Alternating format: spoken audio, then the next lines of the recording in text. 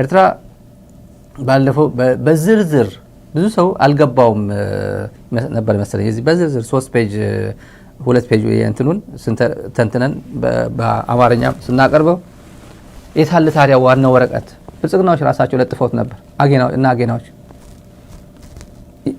እኛ ሶፍት ኮፒው ጭምር ነው ያገኘነው ከውጭ ጉዳይ ሶፍት ኮፒው ገና እንትን የሚሞላ ብሎ ዳሽ ለምናምን ተብሎ ዝም ብሎ ባዶ አድሬሱ ምናምን ያለበት ባዶ የሆነ ጽሁፉን ጭምር ነው ያገኘው ሶፍት ኮፒው ጭምር እና ዝርዝር አንቀጾች ጠቅሶ ነገር እንደሚፈልግ አንቀጹ የዩኤን ቻርተር 1945 በፈረንጆች ዩኤን ቻርተር አንቀጽ 51 ጠቅሶ የኃይል አለመጠቀም ጉዳይ እና የራሳቸውን ሰልፍ ዲፌንስ የአገሮች ራሳቸውን የመከላከል እንትን እንዳላቸው 2-3 አንቀጽ ጠቅሶ የአልጀርስ ስምምነት ጠቅሶ የአስመራ የአቡዳቢ ነው የሳውዲ አረቢያ የኢትዮጵያ መንግስት የሚያውቀው ነገር የለም ኢትዮጵያና ኤርትራ ምን እንደተፈራረሙ የሚያውቀው ነገር የለም በኢትዮጵያ ቴሌቪዥን አልተነገረም ግን ሲታክስ አኪዩስ ያደረገው ኤርትራ መንግስትን የሳውዲ አረቢያው ስምምነት ብሎ ጠቅሷል እኛ ምን እናውቃለን ነው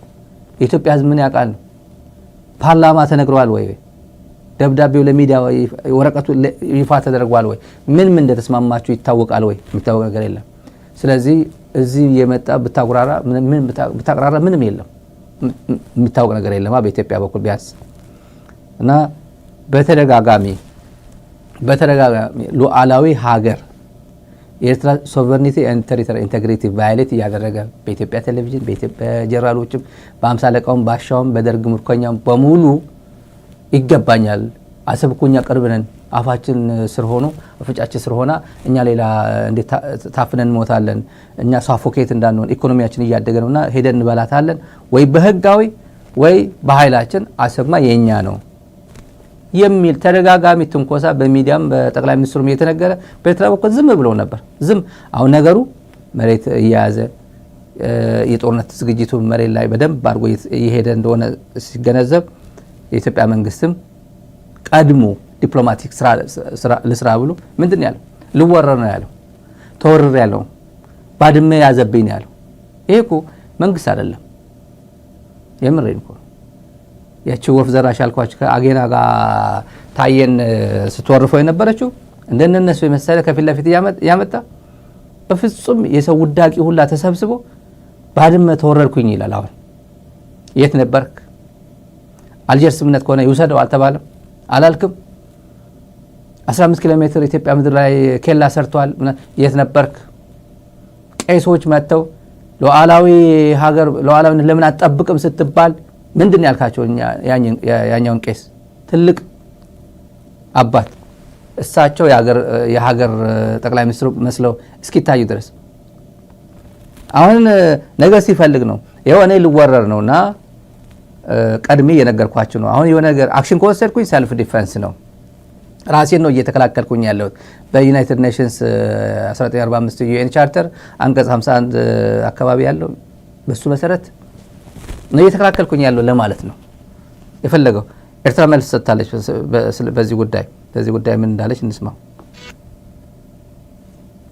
ኢትዮጵያ ኩናትን መውላዕን ርትዓዊን መምሳሉን ሰበብ ሐሰው ትበል أبزح على فحدة معلتات سرعة إثيوبيا أبصعق دبلوماسيا والزمته تسميدو قني اللهم الزمته زي نبوانا صحفي حبرات هاجراتن حيالو مرحت هاجراتن منقستاتن ملخت مسداد زتقال لايو تحسن نايت ملختي نيرترا بتدغاغامي متخطاخون تحسات الاولونتن غزاتا وحدنتن بحصوت زتقنن زخصصنيو ازي مدناجر ملخت زي ياي نهجراو محبرسب بمثلال نتي ننوح اوان نغاريت كدسقل صنحه اجندا كوينات دغف نمركاب زعلم مخانو نخلو برهيو شغرافس هاريما بعلته كم زبحال اتحقي ابي ኢትዮጵያ سلطان حيزو لسلف بالصقنا ابزح على فكره عامتات بقالاتو انت تخايلو بحقاو منقدي أدلاين تخوين دما بحيلي ودبات إيرتران محاز زعلمه عندارن زي مغنيون سعوق مرزام زمتن توقتاخو تكبراتن ككايد سنحيو እንግዲህ ከተቻለ በህግ በሰላም ካልተቻለ በኃይል የኤርትራ አሰብን ጨምሮ ማለት ነው ምጽዋን የሚመኝ አይመስለኝም።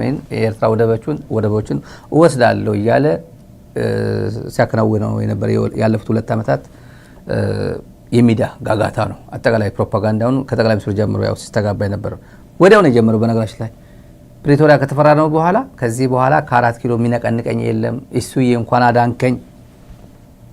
አዳንከኝ እንጂ ከዚህ በኋላ እኔ ወደ አሰብዬ ሄዳለሁ ደግሞ ጊዜ ለመግደል ጋጋ ይሄ አለ ከበሮ መቺው ትላንት ያሳየዋችሁ ብቸኛ ከበሮ መቺ ብቻው ቀርቶ የለም ብቻው ቀርቷል እኮ ከበሮ እየመታ አጨብጫዊ ማለት ነው። የተወሰነ አጨብጫቢ ለማስቀጠል እና ያቺ ጭራሮ ማናት ኮሜንት ያደረገ ነበር ቤተልሔም ጭራሮ እንደነሱም ጭምር ከፊት ለማሰለፍ ማለት ነው ከፊት ለማሰለፍ። ለማንኛውም ያደርገዋል አያደርገውም ውጊያ አይጀምርም አይባልም። እየተዘጋጀ ስለሆነ ለውጊያ ነው እየተዘጋጀ ያለው ለውጊያ ነው።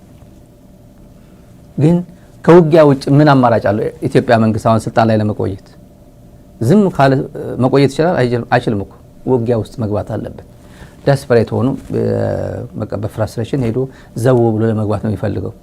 በዚህ አጋጣሚ የሆነ ኃይል ለማግኘት ሰሜኖች እየመጡብህ ነው፣ ሴሜቲክ እየመጡብህ ነው፣ ቀልቱ ወረር ነው፣ መንግስት ሊወርቅ ነው። አሁን እኮ ሌላ ፍሬሚንግ ይመጣ ታውቃላችኋል። ጁንታ ብሎ የሆነ ጊዜ ወያኔ ጁንታ ትህነግ ምናምን ሲባል እንደነበረ ሌላ ፍሬሚንግ ይመጣ። ሻዕቢያ ላይ ሳይሆን ሌላ ሊሆን ይችላል። ሻዕቢያ ስድብ እንዳልሆነ ያውቁታል። ህዝባዊ ማለት ነው ምንም አይደለም። ሌላ ይፈጥራል አሁን አብይ አህመድ። ለዚህ ትላንት እሱ ወዳፎም እያለ እና ጀነራሎቹ ይሄ ውድቅራቅ ይሄ የተጣለ ጀነራሎች እነ መሰለና አበባው ሄዶ አባታችን ናቸው አያታችን ናቸው እያለ የነበረው እነ መሰለ ጀነራል መሰለ መሰረት እነሱን ደግሞ ሄዶ ተሰለፍ ይሏል። መሬት ላይ የምትመኘው ሌላ እናት የምትመኝ ሌላ ነው፣ ገበያ የሚሰጥ ሌላ ነው። በነገራችን ላይ ያው እንደዛ ነው። ግን ጉዳዩ ምንድነው? ሰራዊት አለኝ ቴክኖሎጂ አለኝ የሚለው ይሄ ቴክኖሎጂ ለፋኖ አይሆንም። ይሄ ቴክኖሎጂ ለወራና ቢስማ ኦሮሞ አይሆንም። ሰራዊት እያንቃቃ በዚህ በጥፊ ኮሎኔሉም የማረከ እየገደለ እያሳየን ሚዲያ ላይ ይሄ ሁላ ጉድ እያየን እኛ እኮ ቴክኖሎጂ አለን። በነገራችን ላይ የዛሬ 4 ዓመት እኮ ምናምን ይላል። እስቲ ንገረን፣ እስቲ የት ነው እየተዋጋ ያለው? እና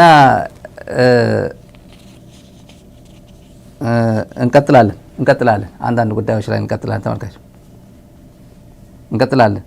ይሄ ሰውዬ ማለት ነው ይሄ ሰውዬ የገባንበት ቦታ ላይ እንዳትወጡ ነው የሚለን ያለ። ከዛ አልፎ ደግሞ ኢንፎርሜሽን በመስጠትና ሰራዊትን በማገዝ አሁን በጠላት ላይ እየወሰድን ያለው እርምጃ በከፍተኛ ደረጃ ውጤታማ ነን።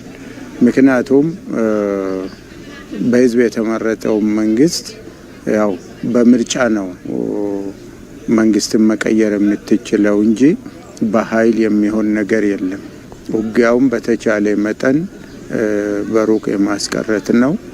እምቢ ብሎ የሚመጣና የሚገጥም